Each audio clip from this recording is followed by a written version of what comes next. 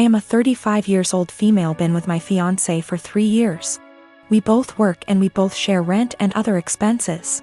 But my fiancé is currently looking for a new job. He lost his old job 3 months ago. My family lives 30 minutes away, and although it's been difficult this year, I decided to get my brother, who has a chronic condition and struggled a lot lately and was in the hospital for a few days for anemia. The one thing he's been wanting for some time. I got him an Xbox that cost me $300. He was so happy, and I'm glad I was able to cheer him up during those times. My fiancé received a few gifts from his family, but he wasn't happy with any of them. I got him a perfume and he liked it. We were visiting my family and we had dinner with them. My fiancé looked at the Xbox I got for my brother and didn't stop talking about it. My parents noticed. I told him to stop complaining about what he got / didn't get this year. That made them uncomfortable, especially since they've been dealing with my brother's health issues and needed to relax. We got home and my fiancé took something from the closet and left for about an hour. I was asleep when he came back.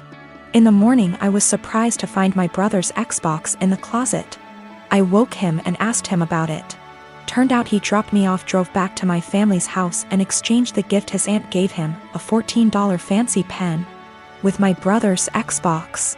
He said that my brother was happy to exchange gifts. I was so mad. I told him this wasn't for him, and he basically took something that is not his. Not to mention a pen for an Xbox. That's ridiculous. He told me that maybe I shouldn't have spent $300 while trying to pay for rent. I told him as long as I can pay rent, that's not a problem, and that he needs to find a job if he thinks my money isn't enough. I called my mom and I found out that they didn't actually exchange gifts. My fiancé pressured my brother into giving him his Xbox. I was livid and so mad. I told him to take the Xbox back to my brother, but he said it was between him and my brother, but I insisted. He refused, so I ended up taking it myself. My fiancé argued when I took it and said that I was pressuring him and treating him poorly and have no respect for his feelings. I told him he was wrong to make my brother give him his gift and causing him stress and ruining his joy. I apologized to my brother and my parents, and I felt awful because of how my fiancé behaved. My fiancé isn't talking to me, saying that I have no consideration for his feelings and not understanding how he feels, not having money to buy himself the things he likes. I'm surprised because he has never done anything like this before. I get that he's struggling with finding a job, but this is not an excuse. I am a 35 years old female, a musician, playing gigs and at an orchestra as a violinist. Rehearsals just resumed, so orchestra is my main source of income. ATM. My sister, she's 26, is a social worker, working 3 days a week, so minimal income, but she adores her job. I live in a small 2-bedroom apartment, both rooms around 9-10 square meters. Using the second room as a practice room / storage for my instruments, 3 violins, 2 guitars, a digital piano, a small drum kit, and other stuff. 4 months ago, my sister broke up with her BF and I offered her my spare room, temporarily. I moved most of my stuff to the living room so I could fit a small bed in there. Sis moved in, but she asked me to move more stuff to the living room. I moved pretty much everything sans the piano, to the point where the living room became uninhabitable. Then she started complaining about my violin playing, saying it gave her headaches. I told her I couldn't stop the daily practice without risking my only steady income. The arguments got worse. She told me to play only when she wasn't home, but with her work schedule I couldn't afford that. I tried switching to the electric violin, but even that can be pretty loud, so it didn't help. Several times I reminded her this was only a temporary arrangement, but she didn't seem to hear me. 2 weeks ago I arrived home to finding my piano in the bathroom, near water and humidity, because my sis needed the space for her new double bed. When I told her she can't SRSLY expect me to store my piano there, she said, "Yeah, you will just have to sell it, I guess." I got so mad I told her she has 7 days to leave, but she didn't take me seriously. For a week I only talked to her to remind her how much time she has left, but she always laughed it off, told me to stop acting like a crazy person. When the deadline came, I boxed up all her stuff while she was at work, booked an Airbnb bedsit close by and drove her stuff there. She was livid but couldn't do anything but take her new keys and stay there. The following week she kept calling me with an increasingly apologetic tone, saying she shouldn't have moved my piano or bought a bed. She promised she would put more effort into finding a new place. And by the end of the week I considered most of our issues at least addressed, so I drove to help her move back. But when I was carrying the first box down, she went, "I do hope you will at least stop with the violin this time." I absolutely refused to take more of that F******ing violin. I dropped the box, wished her good luck and left. Now, 2 days later, on one hand it feels like a huge overreaction to leave my own sister literally homeless because of an argument about the violin. I know she cannot afford to stay there, but on the other hand I have no plans to allow her back here, because I feel she would just continue crossing boundaries and never leave. My husband and I have been married for 3 years now. I have a daughter, 15 years old, and he has a son, 24 years old. I am friendly with my stepson, but we aren't close. He has a biological mother who is a perfectly fine woman. I'm not here to take the role of his mom. My late husband, my daughter's father, died when my daughter was 6. We both contributed to her college fund. My daughter's paternal grandparents have also contributed a large amount.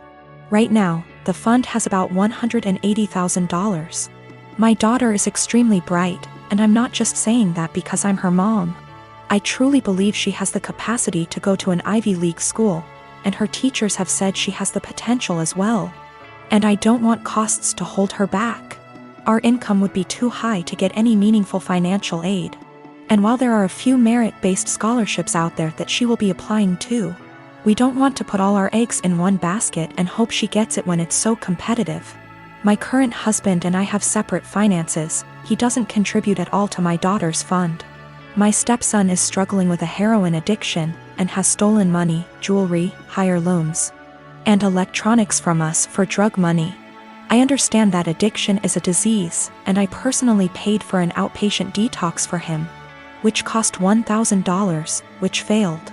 His father then paid for an outpatient rehab program, which cost $6,500, which also didn't work because he barely showed up.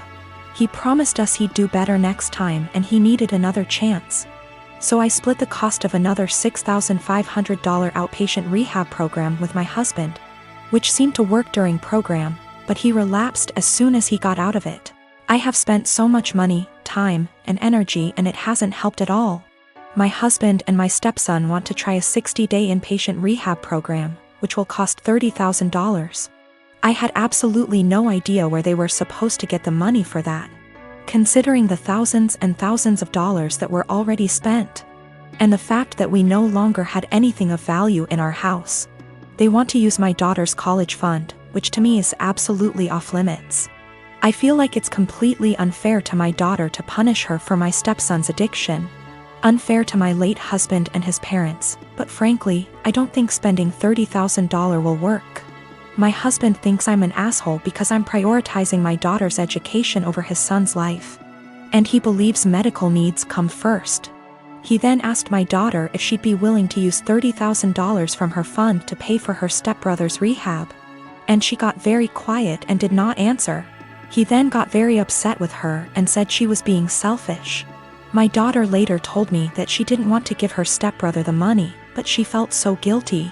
And I am furious at my husband for emotionally guilt-tripping my daughter like that. I recently won an all-expense-paid trip to Disney World for 4 nights, for myself and 3 guests. I am currently planning on bringing my boyfriend, my mother, and my boyfriend's mother. I know we all aren't exactly Disney's key demographic, but it honestly means a lot to our mothers that I am inviting them. Both my boyfriend and I grew up in poorer families that could never afford expensive vacations. And this is the first trip to Disney World for all of us. I know this is probably the only opportunity our mothers will ever have to go to Disney. And for now they are both in good enough health to still enjoy the rides. The problem is with my cousin, Jane, who has been hounding me to take her 5-year-old daughter, Kelly, instead of my boyfriend's mother. I know, what kind of monster am I for not wanting to bring a little girl to the place where dreams come true? Except Jane's family has already been to Disney World twice, most recently earlier this year in February.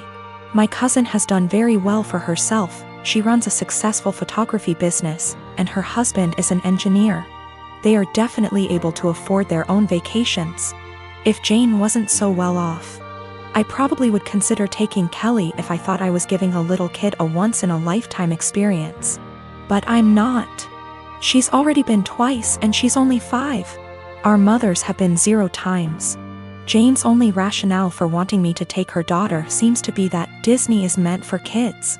It's weird to go with only adults. And it'd be evil to not take a 5-year-old to Disney if you had the chance. There's also the issue of Kelly herself. She's not a completely terrible child, but she's whiny and throws tantrums regularly. I don't really want to spend a week with that. Also, what if she gets homesick? What if she gets actually sick? What if she gets lost? I'm not a parent myself and I would have no idea what to do in those situations. I also don't want to saddle my mother with the responsibility of caring for her. I babysat Kelly before, but only for a few hours at a time. I'm not sure why my cousin is even comfortable with the idea of me taking her child 3 states away. We are in North Carolina, so it's not like Orlando is just a short drive down the road if something happens. I tried telling Jane I'm not comfortable bringing Kelly, and she just said this is a good opportunity to find out what being a parent is like. What? She's almost acting like I'm not serious about not bringing Kelly, and I'm just pretending I don't want to bring her. It's really weird. Jane and I have always been very close, like we are sisters. And I'm afraid this has the potential to ruin our relationship once it comes to a head. What is the best way to tell her no without sounding like an evil child hater, or am I being selfish for not taking a kid to Disney?